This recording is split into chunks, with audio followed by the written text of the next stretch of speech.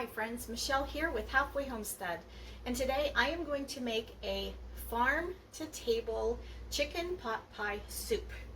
Now, I'm calling it a chicken pot pie soup because it is the filling to my chicken pot pie, but it is like in the low 90s today. It is so hot, I don't want to turn the oven on again to fix supper. I did have the oven on earlier and I made some delicious sourdough English muffins. Since I found out that I can make those, I will make a video on that, but not yet. I've made them one other time and they were a complete flop. So I am very thankful that this time they turned out. Okay, so a few things did not come from my farm. The butter and the cream that I'm going to use, and of course the flour and the salt and pepper. But the chicken broth I made from chickens that we butchered here on our teeny tiny little farm. I'm using chicken that we butchered here on our teeny tiny farm. I'm using potatoes and carrots that I just harvested from the garden. Potatoes a few days ago, carrots this morning. And there's not going to be a whole lot else that goes into our soup. I might put in some frozen peas, not from my garden, but it's a very simple, just a delicious, creamy soup. I mean, that's what it is. If I were to put this into a pie shell or under some biscuits, then I could call it chicken pot pie. So let's get started.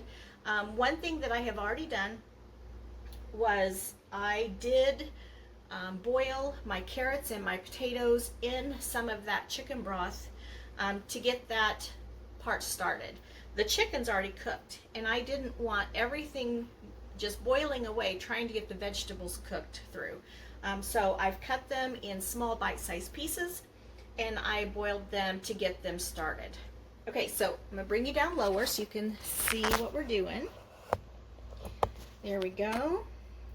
Whoops. Okay, I'm going to start with 3 tablespoons of butter, and I do use real butter, and it is salted butter. That's what I prefer. Okay, I'm going to turn this on probably a medium low heat. I'm going to let that butter get to melting, and then I'm going to add 3 tablespoons of flour, and what we're going to do is we're going to make a roux. And a roux takes equal parts fat, in this case butter, and flour. And I'm just using an all-purpose unbleached flour. Okay, be right back. Okay, my butter is almost melted. I'm gonna go ahead and put in my 3 tablespoons of flour, kind of spread it around.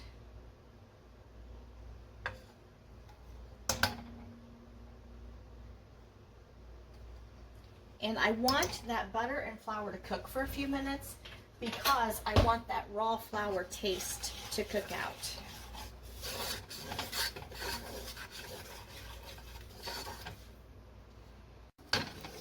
Okay, you can see that I've kind of got a paste going on in the bottom of the skillet, and that is exactly what I want to happen.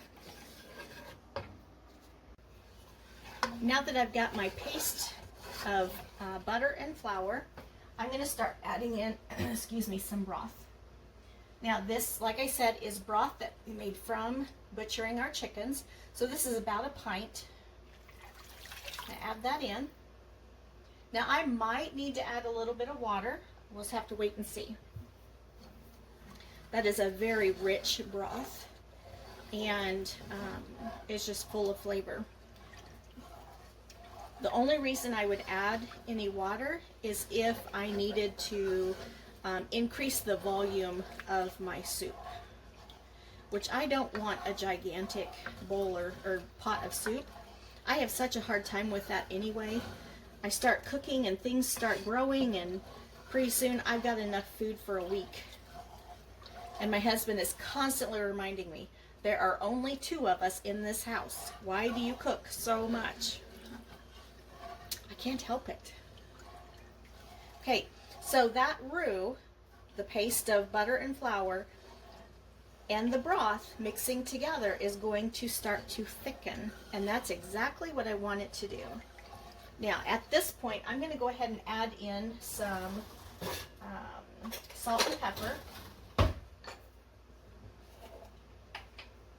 I'm going to start with maybe a ½ teaspoon of salt. I can add more later if I want to. And I'm going to do probably a 1/4 of a teaspoon of pepper. We like black pepper, but we don't want the black pepper to be overpowering. Okay, I can put this flour away. We're done with that. Okay. I'm going to keep stirring, stirring, stirring. I'm going to turn this up a little bit because I actually want it to start to bubble. And that will kind of activate that roux and help it start thickening.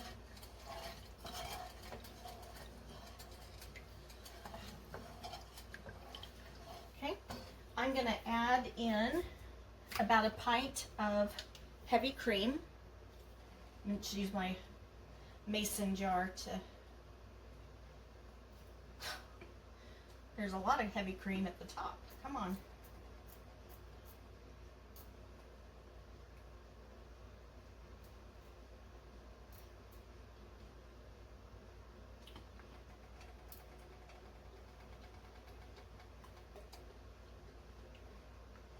Okay, there we go. Add in my heavy cream. And I do think I'm going to get just a tiny bit of water in my jar just to help rinse it out. I don't want to miss out on the cream or the good chicken fat that's still in that jar. Okay, we're going to keep stirring. We're going to let this thicken a little bit longer. And then we will add our vegetables. Okay, at this point, I am ready to add my chicken and my vegetables. Now this is chicken that we raised here on our property, and we did butcher. I canned the meat because they were older chickens, and I was afraid it was going to be tough, which it was, but running it through the pressure canner tenderized it and cooked it at the same time. So this is my pan of carrots and potatoes and broth, also from those chickens. Okay, I'm gonna get that out of the way.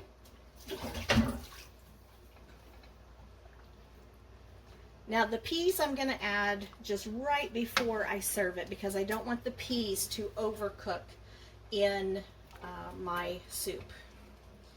And let's see, I'm going to go ahead and put in another jar of chicken. So what I did this morning is, as I was getting the broth for the potatoes and carrots, I drained 2 jars of chicken. And now I'm going to just cut them up a little bit, because whenever I can chicken, I can it in big pieces. And so now I'm just going to chop it up a little bit so that it will be more of a bite-sized piece. And 2, this helps me to double check that, make sure I didn't miss any bones. Okay, so this is going to go into the soup. Now the great thing about, one of the great things about this soup, yes, we are in the hottest part of summer. Yes, I am making a soup, but maybe tomorrow night I want to put the leftovers into a pie crust and have chicken pot pie. We like soup year-round, not just when it's cold. All right, I need to taste this for seasoning, but I'm going to wash my hands real quick.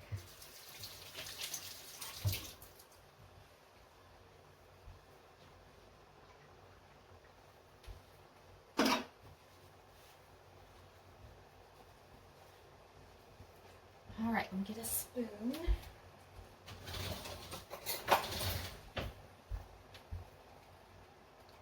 Okay.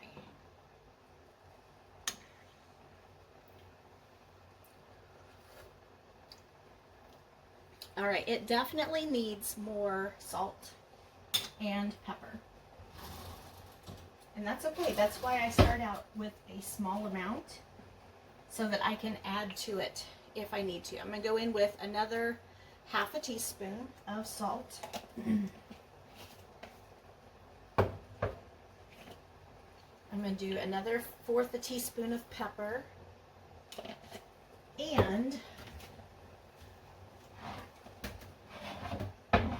I'm going to go in with some chicken bouillon base that I get out at the Mennonites. I'm going to do a heaping teaspoon of that.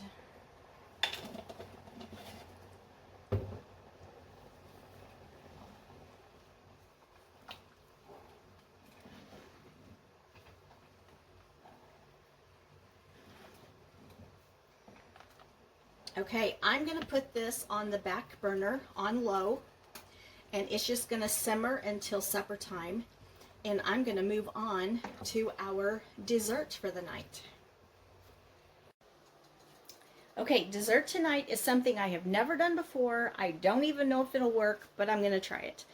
So I had this thought of making egg rolls, but instead of an egg roll filling, put in an apple pie filling.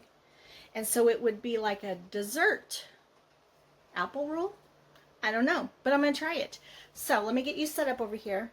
I already have some avocado oil in my skillet.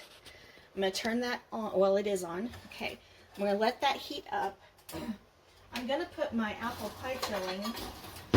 This is some that I did. I think I might have done this 2 summers ago. It might be last year's.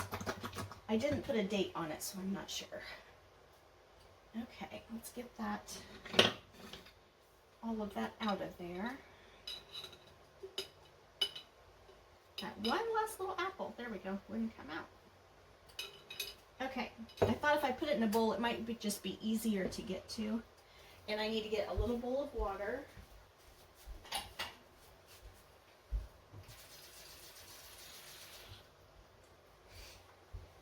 Okay, and I've got my egg roll wrappers here.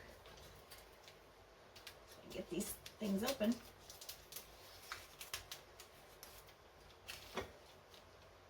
It smells so good in here, in between the soup and the English muffins. Smells delicious. All right, so I'm gonna take an egg roll wrapper, and let's see, what kind of scoop should I use? Let's do,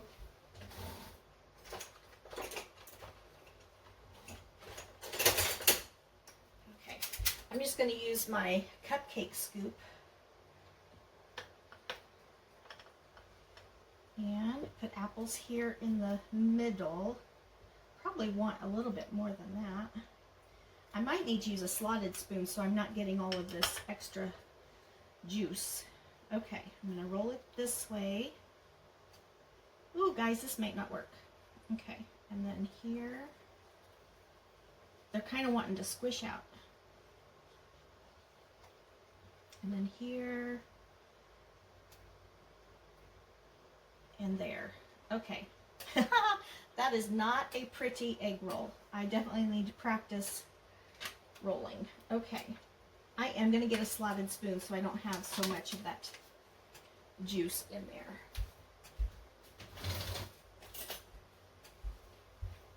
Okay. I'm gonna grab some apples.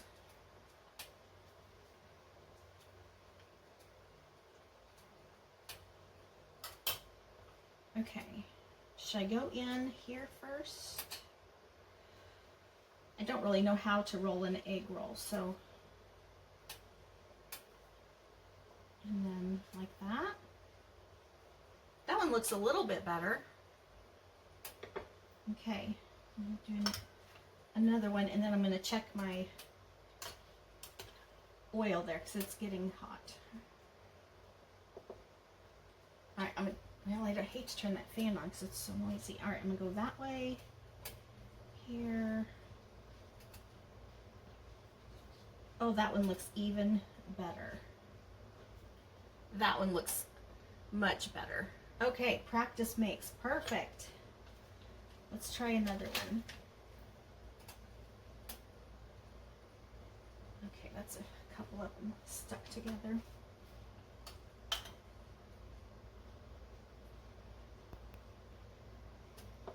Maybe I just put too many apples in that first one. I don't know. Okay, go in with this side.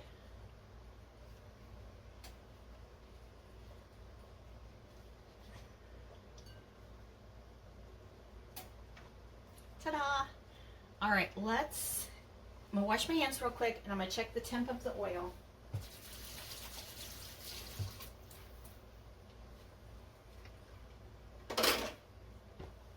And we'll see if we can start cooking one of these. Okay, let's see.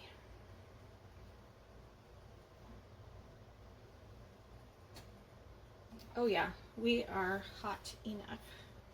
It helped that that skillet was already hot. I used it for the English muffins. All right, let's put one in.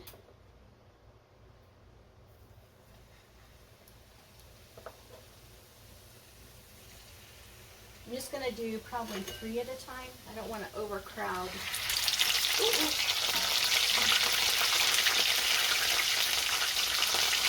Okay, that one had some apple juice squirting out, so that's why it's popping so good.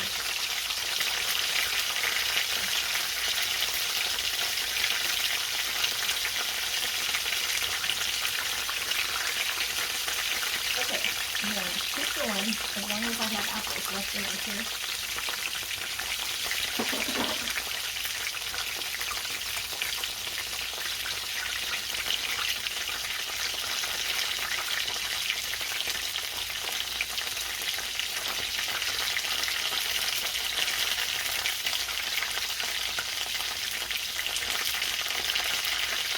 My homemade apple pie filling isn't very thick, and so it might be better with a thicker pie filling.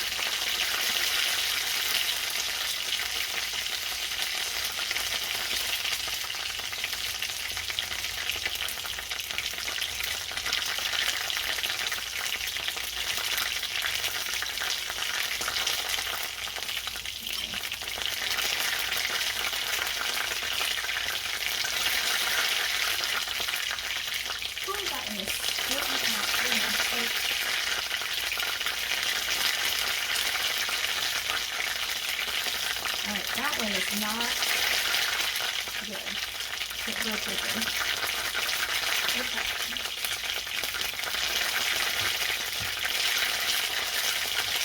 Alright, I'm going to turn these.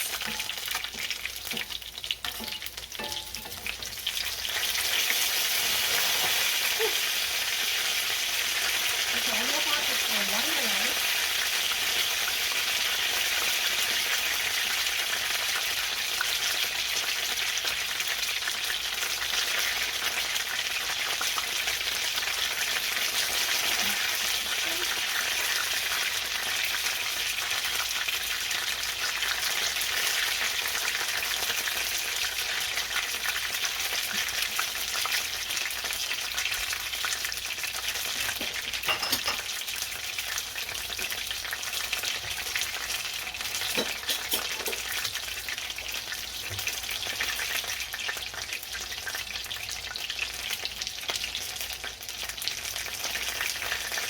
Okay, I want to show you what these look like in the skillet.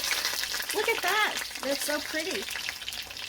Okay, I am going to keep frying. I've got 4 more to do after these. It made 7, which I do think I overfilled a few of them.